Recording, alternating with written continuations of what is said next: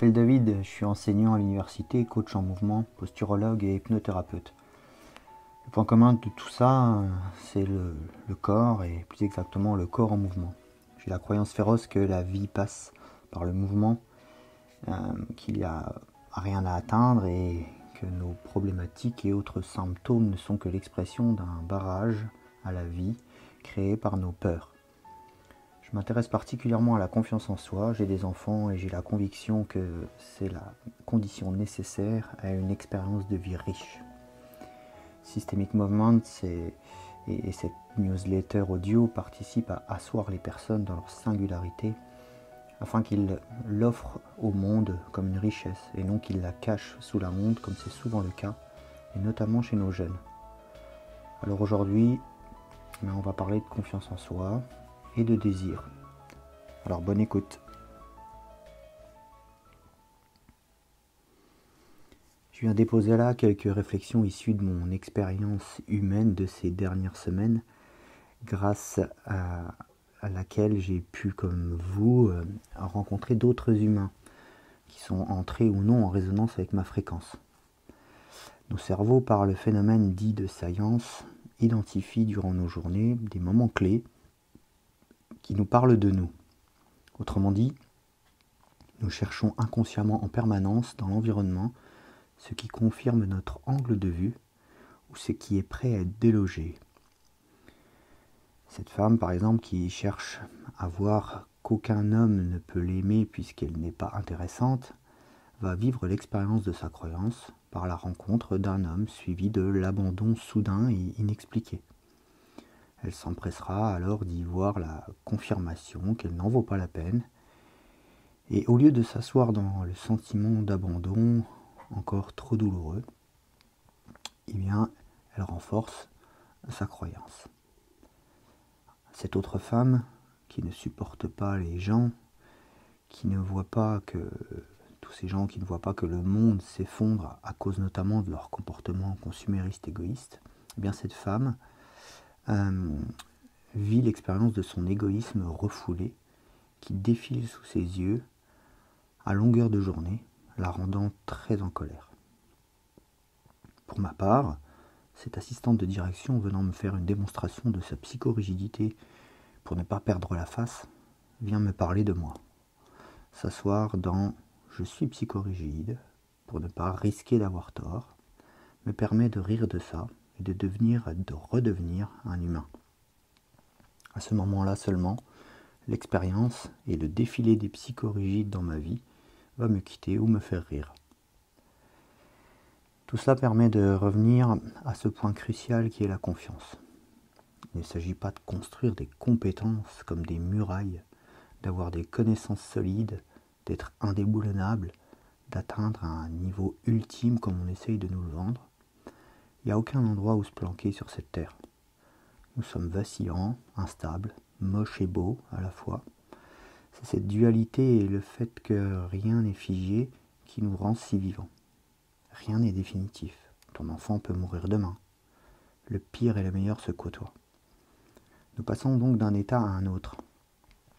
Alors chercher à maintenir son personnage figé pour répondre à des injonctions ou des traumas qui nous qualifient, créant ainsi notre identité, est un piège qui stoppe le mouvement de vie. Beaucoup disent qu'ils ne vivent pas leur vie, ou qu'ils se sentent tourner en rond dans un bocal. La confiance n'est pas la sécurité à tout prix. Accepter l'incertitude et l'instabilité redonne du mouvement. S'asseoir dans son humanité, c'est prendre sa responsabilité d'humain instable, et repartir. Le bébé apprend à marcher en chutant. Ce n'est pas en abandonnant ni en luttant qu'il tiendra debout. C'est en ressentant les expériences d'équilibre, d'instabilité, de chute, de pleurs, de choc, qu'il pourra se laisser porter par plus grand que lui, le mouvement de vie dans lequel il est pris de toute façon. À vouloir atteindre un but, à vouloir réussir, à vouloir ne pas ressentir, nous cherchons à éviter la frustration, l'expérience désagréable. Mais agréable ou désagréable, l'expérience est neutre. Elle n'est ni positive ni négative, et surtout elle n'a rien à voir avec notre essence, notre personne. cette présence que l'on peut toucher en s'asseyant dans le silence par exemple.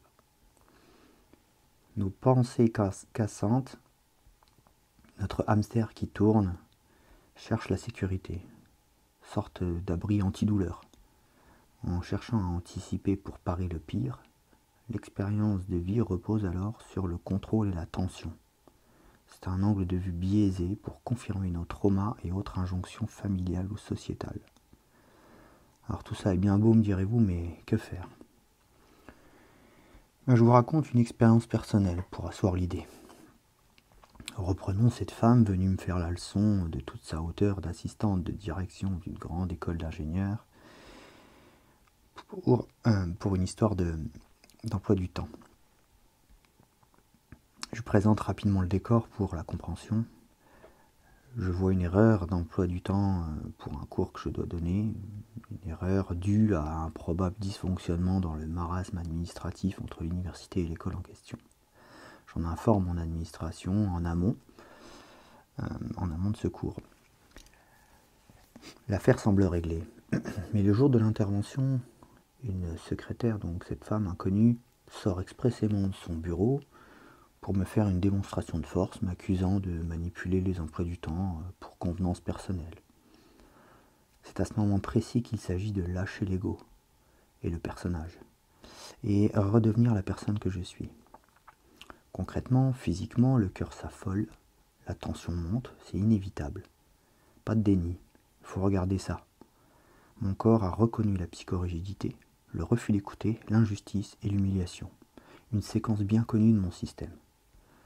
Je respire, je retourne à l'intérieur de moi, je n'entends plus cette femme, je me déconnecte de son énergie. En acceptant ce qui se passe en moi, je vois de l'humain. Je sais que mon agissement était juste, car il prenait appui sur le désir de faire au mieux. Même si cela n'avait pas été suffisant, l'intention, l'énergie initiale étaient saines.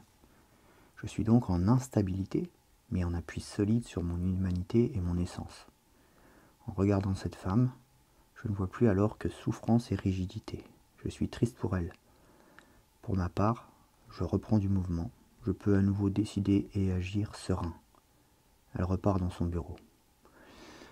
On voit bien avec cet exemple qu'il ne s'agit plus de subir, c'est-à-dire abandonner, ou alors de réagir, c'est-à-dire lutter. Il est question de se poser là où je suis, admettre ce qui est, voir clairement qu'il ne s'agit pas de vie ou de mort, regarder le sentiment d'injustice qui n'est qu'un relent du passé, admirer ma physiologie du combat qui se mobilise sur des principes archaïques, respirer dedans pour remercier et reconnecter au cerveau préfrontal. Au final, j'admets ne pas être en accord avec le comportement de cette femme. Je vois sa souffrance en mouvement. Je n'ai pas accès à sa personne, juste à son personnage. Pas de jugement inutile. La personne n'est pas son comportement. Bien sûr, ce n'est pas toujours facile. Mais la répétition du processus permet d'asseoir la confiance en soi véritable, pas celle de la compétence, mais cette confiance en notre humanité fragile et instable, animée par un élan profond d'amour qui se traduit par le désir d'aller vers l'avant. À ce sujet, le dernier livre de Frédéric Lenoir me semble tout à fait en résonance. Il existe en effet un désir compensatoire de la souffrance attisée par la société de consommation qui fait de nous des sujets toujours insuffisants, et il existe aussi un désir plus grand qui repose justement dans la confiance profonde humaine. C'est sur cette confiance et ce désir que nous pourrons, me semble-t-il, asseoir des bases solides pour ce nouveau monde qui émerge.